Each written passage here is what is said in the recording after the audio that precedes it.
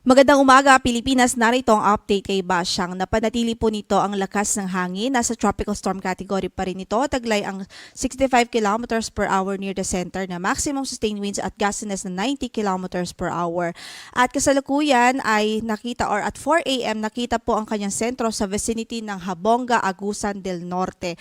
Pero sa mga oras na ito, malaki ang posibilidad na tinatraverse na po nito ang karagatan papuntang Bohol Sea. At makikita nga po natin halos tutok po yung kaulapan sa malaking bahagi ng Visayas at malaking bahagi ng Mindanao sa ngayon. So nakakaranas po doon at kasalukuyang nananalasa ito sa halos buong Kabisayaan at malaking bahagi ng Mindanao. Sa ngayon ay ang kanyang movement west-northwestward at 25 kilometers per hour. So sa track na ipinalabas po nga natin, inasahan po natin na generally west-northwestward pa rin ang kanyang movement sa mga susunod na oras at simula ngayong umaga hanggang sa mamayang hapon, babaybayin po nito ang central at western Visayas. Pero kung makikita nga natin, yung diametro ng bagyo ay halos apektado po malaking bahagi ng Visayas at especially the northern portion ng Mindanao. So ito po yung nakikita nating projection niya after emerging dito sa Sulu Sea, pwede po na maging tropical depression na lamang siya. So by this time hanggang mamayang hapon o mamayang gabi, mapapanatili niya ang kanyang tropical storm category. Likely na mapanatili at unti-unting hihina by the time na dumating po ito sa Sulu Sea ay tropical depression, and then upon traversing yung northern Palawan, posible pang lalo pa itong humina at pwede pong maging LPA pagdating sa West Philippine Sea. Gayunpaman, taglay pa rin ito ang malakas na hangin, so may pabugso ng hangin at matitindi, malakas hanggang sa matitinding pagbuhos ng ulan. Kaya sa ngayon, hindi pa rin po pwedeng maging ang kampante. We're hoping by this time nasa safe at ligtas na mga lugar po ang ating mga kababayan, lalong-lalo na sa malaking bahagi ng Visayas at Mindanao. Kaugnay dyan, signal number 2 nakataas pa rin ngayon sa southern portion ng Leyte, southern portion ng southern Leyte, Bohol, central and southern portions ng Cebu, Siquijor, Negros Oriental, southern portion ng Negros Occidental, Tinagat Island, Surigao del Norte, at signal number 2 din sa northern portion ng Surigao del Sur, Agusan del Norte, northern portion ng Agusan del Sur, sa Camiguin, Misamis Oriental, northern portion ng Bukidnon, eastern portion ng Misamis Occidental. So ito po yung mga lugar kung saan may yellow shade.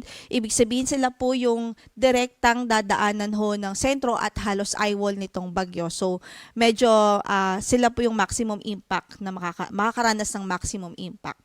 Samantala, signal number 1 naman sa southern portion ng Oriental Mindoro, southern portion ng Occidental Mindoro, Romblon, northern Palawan kasama ng Calamian, Cuyo at Cagayancillo Islands, northern portion ng Masbate, southern portion ng Eastern Samar, southern portion ng Samar, Biliran, rest of Leyte, rest of Cebu, rest of Negros Occidental. Signal number 1 din sa Guimaras, Iloilo, Capiz, Aklan, Antique, rest of Surigao del Sur, rest of Agusan del Sur, northern portion of Davao Oriental, northern portion of Davao de Oro, northern portion of Davao del Norte, central portion of Bukidnon, Lanao del Norte, rest of Misamis Occidental, Lanao del Sur, eastern and central portions ng Zamboanga del Norte, northern and central portions ng Zamboanga del Sur, northeastern portion ng Zamboanga Sibugay. So kung makikita nga po natin yung kabuuan ng signal, signal number 2 dito po sa halos central portion ng Kabisayaan at ng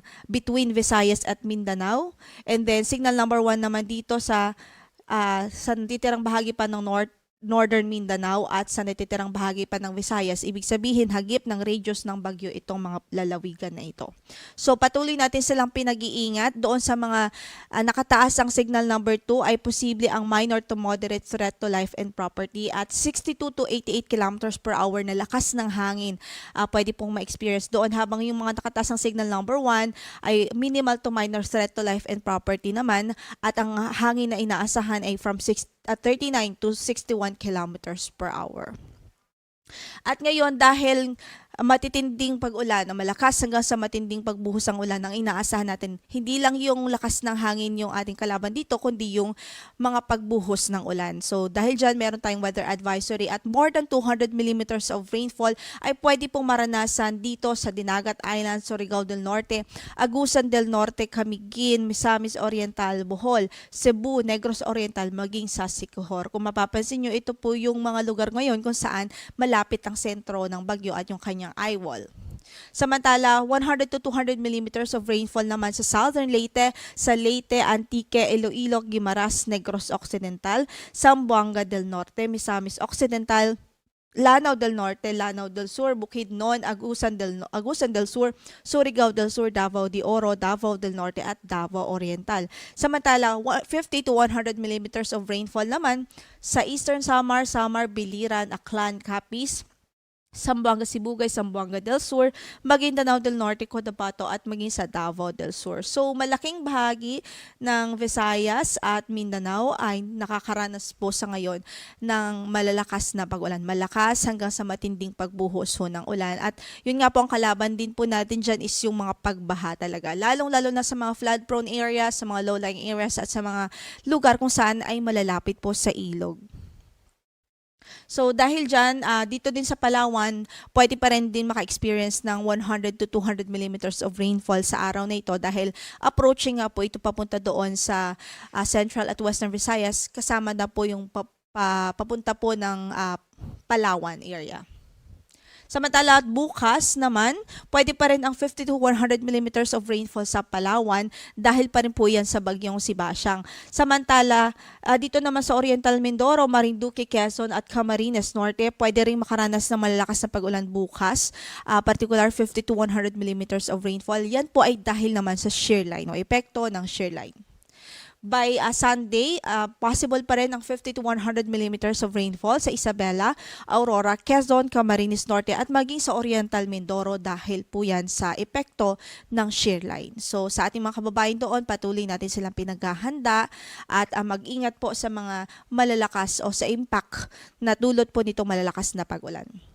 Samantala yung gale warning natin ngayon nakataas pa rin dito sa eastern section ng Visayas, sa Caraga region at dito sa northern portion ng Mindanao at sa mga baybaying dagat ng Bohol, baybaying dagat o southern portion ng Cebu at southern portion ng Negros Oriental. So sa mga lugar na yan, maliban sa signal, although may signal na po sila, may nakataas na tayong tropical cyclone wind signal, maliban po dyan ay may gale warning pa tayo. So ibig sabihin, hanggat maaari hindi po talaga pinapayagan na pumalaot dyan ang maliliit na sasakyang pandagat dahil maalon at delikado, maalon hanggang sa napakaalon at delikado ang kondisyon ng karagatan doon.